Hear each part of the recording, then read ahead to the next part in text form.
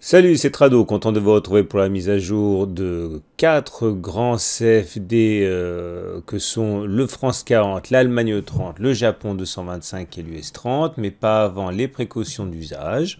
Il ne s'agit que d'une analyse technique qui traduit l'opinion de Tradosaur Trading et non pas celle de CMC Markets. Il s'agit également d'une analyse donnée à titre informatif et pédagogique, mais nullement d'un conseil en investissement. On va donc commencer par le France 40 en données mensuelles, chaque bougie correspondant à un mois de cotation, et on voit effectivement que de guerre lasse, le France 40, après moultes échecs sur les 5500, a entamé une décrue significative. La tendance au regard du nuage Ishimoku est haussière, mais au regard d'un autre indicateur technique célèbre qui est la moyenne mobile à 20 mois, on est déjà en tendance baissière puisqu'on est en dessous d'une moyenne mobile à 20 mois qui descend. On va dire qu'à tout le moins, la tendance haussière, si elle existe encore, est fortement affaiblie.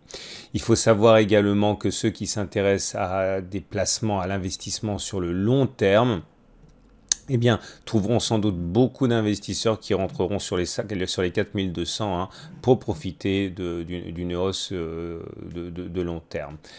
Le consensus des clients CMC Markets intervenant sur ce sous-jacent est à l'achat avec 68%. On descend d'unité de temps, on regarde les données hebdomadaires. Et en données hebdomadaires, par contre, la tendance est baissière, il n'y a pas de doute. Vous voyez, les cours sont en dessous de la moyenne mobile à 20 mois qui descend et en dessous également d'un nuage qui descend. On a eu le soutien de la zone des 4890-5050 ici pendant de très nombreuses semaines. Alors, le support a parfaitement joué son rôle, mais cette semaine, le support a lâché de manière très significative. Notre chance, enfin la chance de ceux qui sont haussiers, c'est qu'on s'est retrouvé très très vite sur un autre support important, les 4730-4820. Il faut savoir que il y aura sans doute des investisseurs de moyen terme qui interviendront sur ce niveau à relativiser dans 3 minutes.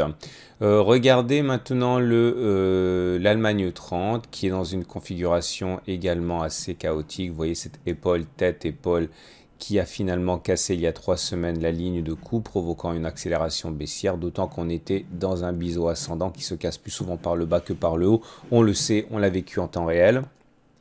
La tendance est aussi au regard de l'Ishimoku car le nuage est toujours ascendant, mais on est en dessous de la moyenne mobile à 20 mois qui descend et donc à partir de là, selon le critère, on est soit baissier, soit encore haussier. Le consensus des clients CMC Market intervenant sur ce sous-jacent est acheteur à 79%. Et c'est les 9500 sans doute que les investisseurs de long terme attendent pour rentrer au moins partiellement, puisque ça correspond à une zone qui s'est retrouvée défendue inlassablement depuis des années. En données hebdomadaires, à présent, la configuration est baissière, on le sait, on est en dessous d'un nuage qui descend et la moyenne mobile à 20 semaines qui descend également, on est en dessous.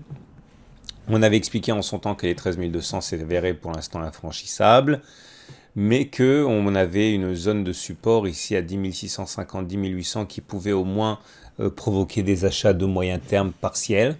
Et là, on verra ce qui va se passer. La chute s'est arrêtée nette sur ce niveau, 10 650, 10 800. J'imagine que certains investisseurs de moyen terme accumuleront sur ces niveaux. Le prochain support de moyen terme est à 9 980, 10 250, qui est une zone qui n'a pas été cassée depuis des années également. Mais la tendance est baissière, on l'a dit.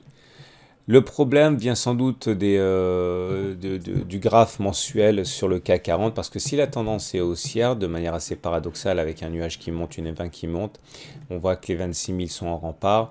Il y a également les 18 500 ici qui seront sans doute le niveau qui est rêvé par les acheteurs de long terme pour entrer, profiter d'une impulsion haussière de long terme. En données hebdomadaires, voilà le problème.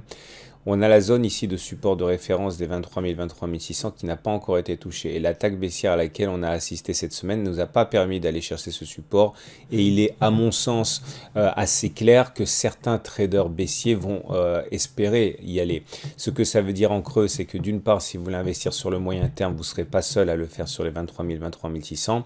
Mais cela veut dire aussi que tout ce qu'on a dit préalablement sur le CAC 40 eh bien, est à mettre sous perspective. Parce que s'il y a un support sur le CAC CAC 40 c'est une chose, mais si l'US 30 descend pour aller chercher les 23 600, il risque d'y avoir des secousses sur le CAC 40 en même temps, puisque le CAC accompagne généralement l'US 30, et du coup ça risque de casser les supports, peut-être, on n'en sait rien, mais en tout cas c'est pas aussi évident que si les US ne pouvaient pas mettre leur grain de sable dans la mécanique.